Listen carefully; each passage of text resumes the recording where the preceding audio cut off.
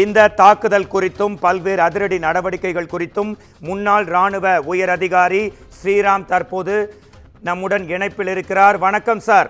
இந்த பகல்காம் தீவிரவாத தாக்குதல் இது குறித்து மத்திய அரசு எடுத்து வரும் அதிரடி நடவடிக்கைகள் குறித்து உங்கள் பார்வையை தரலாம். உங்களுக்கான நேரம் சார். சார் வணக்கம். என் பேர் ஸ்ரீராம், வீடு கோத்தகிரி. சார் நான் 22 வருஷம் சர்வீஸ் பண்ணிட்டு இப்போ காஷ்மீர் பார்டர்ல இருந்து தான் நானும் ரிட்டையர்ட் ஆகினேன். முன்னாள் தாயகம் திரும்பிய ஒரு ராணுவ வீரர் நான்.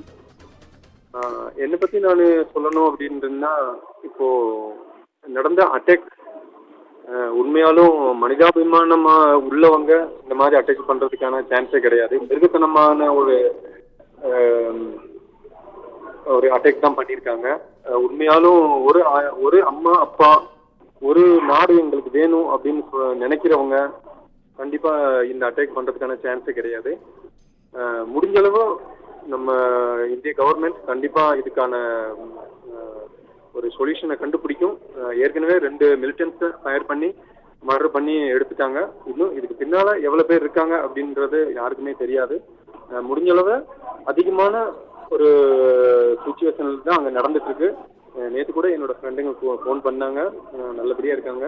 தமிழ்நாட்டை சேர்ந்தவங்க 3 பேர் இதில் அட்டாக்ல அட்டாக்ல இது பண்ணியிருக்காங்க. அதனால ஒருத்தர் ரொம்ப சீரியஸா இருக்காங்க, 2 பேர் நார்மலா இருக்காங்க. மற்றபடி ஃபாரினர்ஸ் ஒரு 7 பேர். மற்றவங்க இந்தியாவில் உத்தரப்பிரதேஷ், மத்திய பிரதேஷ், ஹரியானா, பஞ்சாப், டெல்லி இந்த மாதிரி இடத்துல உள்ளவங்க தான் அதிகமாக அவங்க காயம்பட்டிருக்காங்க. முடிஞ்ச அளவில் என்னை பொறுத்தளவில் சென்ட்ரல் கவர்மெண்ட் இதுக்கு ஒரு நல்ல நடவடிக்கை எடுக்கும்னு நம்புகிறோம். கண்டிப்பாக இதுக்கு சொல்யூஷன் கண்டிப்பாக கிடைக்கும். Thank you sir. அதாவது இன்னும் ஒரு கேள்வி சார். தற்போது மத்திய அரசு பாகிஸ்தானியர்களுக்கு வழங்கப்பட்ட விசாக்களை ரத்து செய்து இருக்கிறது. அது மட்டுமல்ல, ஏப்ரல் 29ஆம் தேதி வரை மருத்துவ விசாக்களுக்கு மட்டும் அனுமதி வழங்கப்படுகிறது. பாகிஸ்தானில் இருக்கக்கூடிய இந்தியர்கள் இந்தியா திரும்புமாறும், இந்தியாவில் இருக்கக்கூடிய பாகிஸ்தான்கள் இந்தியாவை விட்டு வெளியேற வேண்டும். சிந்து நதி நிறுத்தப்பட்டிருக்கிறது. பல்வேறு அதிரடி உத்தரவுகள். இது எதை நோக்கி செல்கிறது? எந்த மாதிரியான விளைவுகளை இன்னும் சில நாட்களில் நாம் எதிர்பார்க்கலாம்? சார், அதாவது நம்ம இப்போ தமிழ்நாட்டில் இருக்கோம் அப்படின்னா ஒரு தொழில் பண்றதுக்கு இப்போ நம்ம ஸ்ரீலங்கா போறோம், அதாவது அதர் கண்ட்ரி போறோம், அதாவது அமெரிக்கா போறோம், சைனா, இந்த மாதிரி இடத்துல எல்லா இடத்துலையும் உள்ளவங்க சர்வீஸ் பண்ணிட்டு இருக்காங்க. அவங்களோட முடிஞ்ச அளவு அவங்க குயிக்கா அவங்களோட வேலையை முடிச்சுட்டு ரிட்டர்ன் வந்தா நம்ம எங்க நம்மளுக்கு இடம் இருக்கோ, அதாவது இப்போ நம்ம தமிழ்நாடு இந்தியா அப்படின்னா இங்கே இல்லாத தொழிலும் கிடையாது, எல்லாமே நம்ம கிட்ட இருக்கு. ஆனால் அதை பார்த்து தான் அவங்க நடந்துக்கணும். முடிஞ்ச அளவு ஃபாரின்லாம் போயிட்டு வேலை செய்கிறாங்க. அவங்க எல்லாமே என்னை பொறுத்தளவில் இந்தியாவில், அதுவும் தமிழ்நாட்டில் இல்லாத ஒரு வளர்ச்சி எங்கேயுமே இல்லை அப்படின்னு தான் என்னை பொறுத்தளவில்.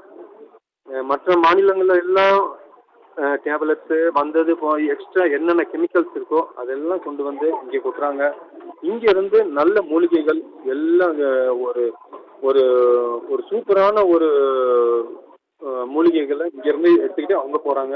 அங்கேருந்து கெமிக்கலை கொண்டாந்து இங்கே கொட்டுறாங்க சார். இப்போ நான் என்ன சொல்கிறேன் அப்படின்னா, எந்த நாட்டில் இருந்தாலும் அவங்க முடிஞ்ச அளவு இந்தியாவுக்கு வந்துடணும் அப்படின்னு சொல்லி தான் என்னோட